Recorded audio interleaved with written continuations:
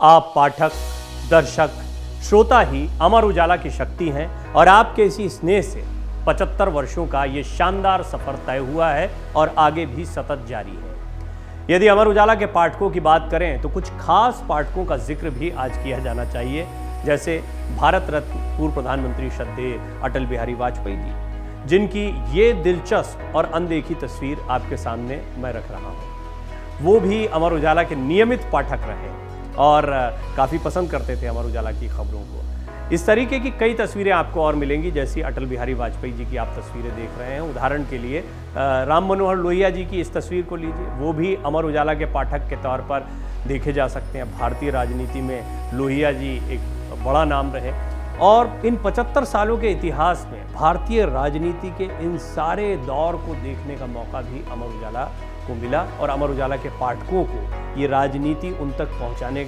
और अमर उजाला के पाठकों को भी मौका मिला कि वो भारतीय राजनीति के हर पहलू से, हर खबर से वाकिफ हैं। तो राजनेता भी दिलचस्पी लेते रहे अमर उजाला को पढ़ने में। भारतीय राजनीति में ऐसा ही एक बड़ा नाम रहा मोरारजी देसाई साहब का, उनकी भी ये एक तस्वीर आपके सामने मैं रख रहा हूँ। अच्छा देखिए, तस्वीरें बड़ी महत्वपूर्ण होती हैं, यादें संजोई रहती है। आज भी हम, एक ज़माना था जब वीडियो नहीं चलते थे, आज वीडियो का दौर आ गया, लेकिन एक समय तस्वीरें सब कुछ हुआ करती। आज भी हम अपने घर पर एल्बम्स को पलट कर देखते हैं, पुरानी तस्वीरें, माता पिता की तस्वीरें या और पुरानी तस्वीरें होती, वो कितनी अहमियत रखती हैं। बस इन तस्वीरों की वही अहमियत है। इसी में आप अमर उजाला के शुरुआती दौर की ये तस्वीर भी देखिए, जब बरेली में अमर उजाला के प्रकाशन से पहले नई मशीन का पूजन करते हुए संस्थापक डोरीलाल जी अग्रवाल और मुरारी लाल जी माहेश्वरी दिखाई दे रहे हैं। इसी तरह 1950 में लगी पहली मशीन की तस्वीर भी एक लंबे इतिहास की गवाह है और सचमुच में ये कितना महत्वपूर्ण है। उस वक्त जब तस्वीर ली गई होगी,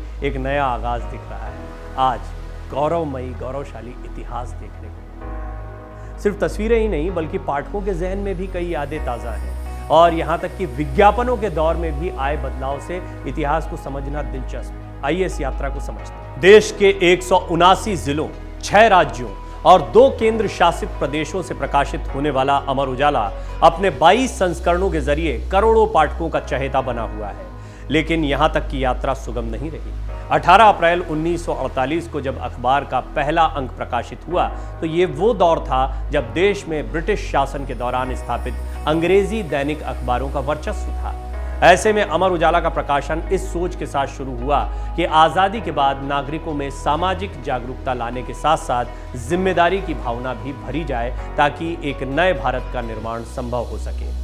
प्रकाशन के 75 वर्ष पूर्ण होने पर भी अमर उजाला अपने इस ध्येय में पक्षपात रहित, निडर और भरोसेमंद रिपोर्टिंग के जरिए जुटा हुआ है।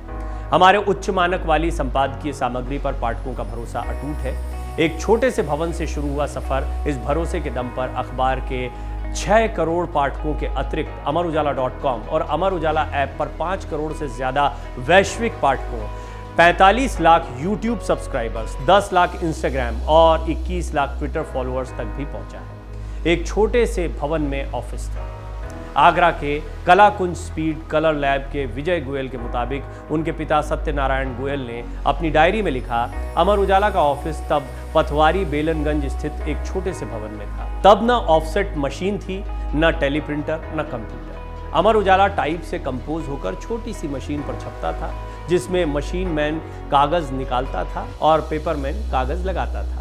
आज अमर उजाला हर क्षेत्र की समृद्धतम स्थिति में है, लेकिन तब पेपरमैन के न होने की स्थिति में डोरीलाल जी स्वयं पेपर निकालते थे। वो तथा मुरारी लाल जी देर रात प्रेस में अखबार छपने के बाद घर जाते थे और अगले दिन 12 से 1 बजे तक कार्यालय आ जाते थे। अमर उजाला की नींव के इस परिश्रम ने ही उसे सर्वोच्च शिखर पर पहुंचाया है। कैसे स्थानीय से राष्ट्रीय अखबार बना, ये भी बड़ा दिलचस्प है।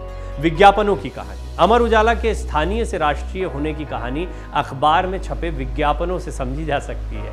अमर उजाला के शुरुआती संस्करणों में स्थानीय स्तर के विज्ञापन छपते थे, लेकिन कुछ साल के भीतर ही Hindustan Lever, Tea Board, Hercules motor जैसी कंपनियों के विज्ञापन छपने लगे। लक्स एक वैश्विक ब्रांड था जिसे 1925 में लॉन्च किया गया था, जिसके उत्पादों की श्रेणी में सबसे चर्चित ब्यूटी सोप था।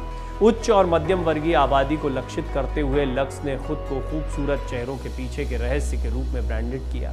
Hercules cycle and motor company limited एक ब्रिटिश साइकिल निर्माता कंपनी थी जिसका भारत में बड़ा बाजार था।